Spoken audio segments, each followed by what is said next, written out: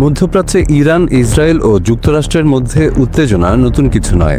বহু বছর ধরে চলছিল ছায়াযুদ্ধ, গোপন হামলা, সাইবার আক্রমণ, লক্ষ্যভিত্তিক হত্যাকাণ্ড ও পরোক্ষ যুদ্ধ। তবে পরিস্থিতি বিস্ফোরক মোড় নেয় যখন ইসরায়েল ও যুক্তরাষ্ট্রের যৌথ অভিযানে ইরানের সর্বোচ্চ নেতা আয়াতুল্লাহ আলী খামেনি নিহত হয়েছেন বলে খবর ছড়িয়ে পড়ে। ওয়াশিংটন ও তেল আবিব সরাসরি দায় স্বীকার না করলেও ইরান এটিকে প্রকাশ্য যুদ্ধ হিসেবে বিবেচনা করে। সেই মুহূর্ত থেকেই দীর্ঘদিনের চাপা উত্তেজনা রূপ নেয় সরাসরি সামরিক সংঘাতে। এর আগেও দুই দেশের সম্পর্ক রক্তাক্ত অধ্যায় দেখেছে। 2020 সালে বাগদাদে মার্কিন ড্রোন হামলায় ইরানের প্রভাবশালী জেনারেল কাসিম সোলাইমানি নিহত হন। সেই ঘটনার পর ইরান কঠোর প্রতিশোধের হুঁশিয়ারি দেয়। ফলে সাম্প্রতিক অভিযানের অভিযোগ অনেকের কাছে দীর্ঘ শত্রুতার ধারাবাহিকতা বলে মনে হয়েছে। কিন্তু আন্তর্জাতিক বিশ্লেষকদের প্রশ্ন হচ্ছে, আফগানিস্তানে 20 বছরের ব্যয়বহুল ও বিতর্কিত যুদ্ধের অভিজ্ঞতার পরও কেন যুক্তরাষ্ট্র আবার মধ্যপ্রাচ্যে সরাসরি সংঘাতে জড়ালো? 2001 সালের 9/11 হামলার পর যুক্তরাষ্ট্র আফগানিস্তান আক্রমণ করে। লক্ষ্য ছিল আল কায়েদা ধ্বংস এবং তালেবান সরকারকে সরানো। 2 দশক যুদ্ধের পর 2021 সালে যুক্তরাষ্ট্র সেনা প্রত্যাহার করে নেয়। তালেবান পুনরায় ক্ষমতায় আসে। বিশ্লেষকদের মতে এই অধ্যায় যুক্তরাষ্ট্রের জন্য সামরিকভাবে ব্যয়বহুল এবং রাজনৈতিকভাবে বিতর্কিত ছিল।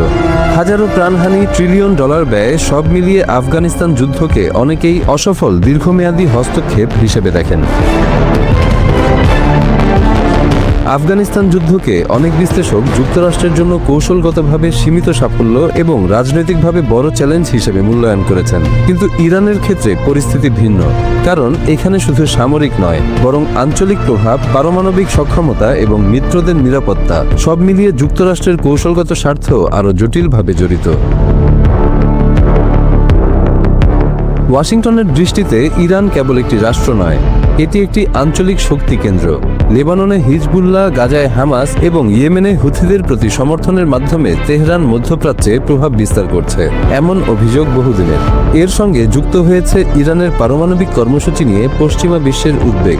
2015 সালে পারমাণবিক চুক্তি থেকে যুক্তরাষ্ট্রের সরে দাঁড়ানো এবং পরবর্তী নিষেধাজ্ঞা পরিস্থিতিকে আরও তীব্র করে তোলে। ইসরায়েলের নিরাপত্তাও এখানে বড় একটি কারণ। তেল আবিব বহুবার ঘোষণা করেছে তারা ইরানকে পারমাণবিক অস্ত্র অর্জন করতে দেবে না। যুক্তরাষ্ট্রের সঙ্গে তাদের ঘনিষ্ঠ কৌশলগত সম্পর্ক সামরিক সমন্বয়কে আরও শক্তিশালী করেছে। সাম্প্রতিক অভিযানকে অনেকেই একটি বড় প্রতিরোধ কৌশলের অংশ মনে করছেন, যার মূল লক্ষ্য ইরানের সামরিক ও পারমাণবিক ক্ষমতা সীমিত করা। তবে বিশ্লেষকদের মতে আফগানিস্তানের অভিজ্ঞতা দেখিয়েছে মধ্যপ্রাচ্যে সামরিক শক্তি দিয়ে স্থায়ী সমাধান পাওয়া সহজ নয়। একটি সংঘাত প্রায়ই আরেকটি সংঘাতের জন্ম দেয়। ইরানকে ঘিরে উত্তেজনা আঞ্চলিক ভারসাম্য নষ্ট করতে পারে, তেলের বাজার অস্থিতিশীল করতে পারে এবং বৈশ্বিক রাজনীতিতে নতুন চাপ তৈরি করতে পারে। ইরানকে ঘিরে বর্তমান সংঘাত শুধুই তাৎক্ষণিক প্রতিক্রিয়া নয়, এটি বহু বছরের দ্বন্দ্ব, ভূরাজনৈতিক প্রতিদ্বন্দ্বিতা ও নিরাপত্তা উদ্বেগের বিস্ফোরণ। আফগানিস্তানের দীর্ঘ যুদ্ধ বিশ্ব রাজনীতিকে যে শিক্ষা দিয়েছিল, তা সত্ত্বেও মধ্যপ্রাচ্যের কৌশলগত বাস্তবতা যুক্তরাষ্ট্রকে আবার কঠিন সিদ্ধান্তের মুখে দাঁড় করিয়েছে। এখন প্রশ্ন, এই আগুন কতদূর ছড়াবে আর এর শেষ কোথায়?